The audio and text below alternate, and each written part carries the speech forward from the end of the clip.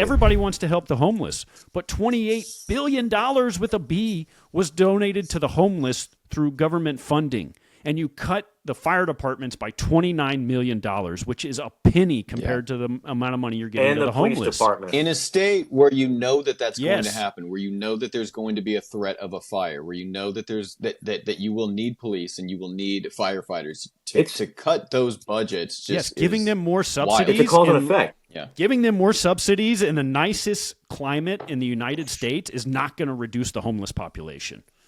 Yeah. Well, you have insurance companies that have fiduciary obligations to protect the policies that you have invested in, but then also, too, how can they do that when you are cutting budgets in an area where you have, perils of wildfires, and then they wonder why the insurance companies pulled out. You know what's crazy, too? And Brett, fact check me on this, but I believe State Farm last year cut 69% of their home insurance policies. Yeah, it was probably after they cut the budget for the fire departments. It probably was. State honestly. Farm non-renewed 69% of its policies in Pacific Palisades. This was part of a decision to stop renewing 72,000 residential property insurances in California. Let's see. Dude, could you imagine that happening and you're not insured? I mean, God forbid, man. That was in March of 2024. Okay.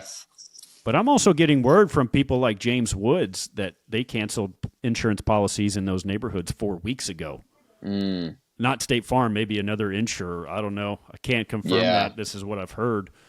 But how does that happen? You just happen to do it? It's almost like Nancy Pelosi batting 1,000 in the stock market. Like, how did man? You just That's exactly you've what got it's the like. you've got the magic. And you touch. hate to start like thinking like that. You honestly hate to start like thinking like, is there a greater thing at play here?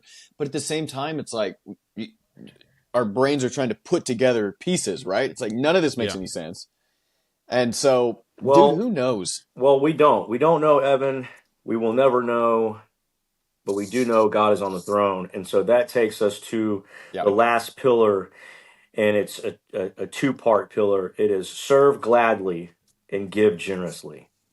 So we do have brothers and sisters out there and who are our neighbors, even though they might not be Christians, they still are our brothers and sisters. How can we serve and how can we give to help individuals in need, these individuals in California, your neighbors here? So Galatians 5:13, serve one another humbly in love.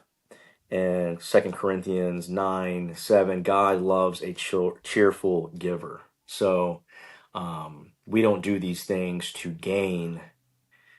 We do these things as a byproduct of love. So these are fruits of love. Yeah, that's good.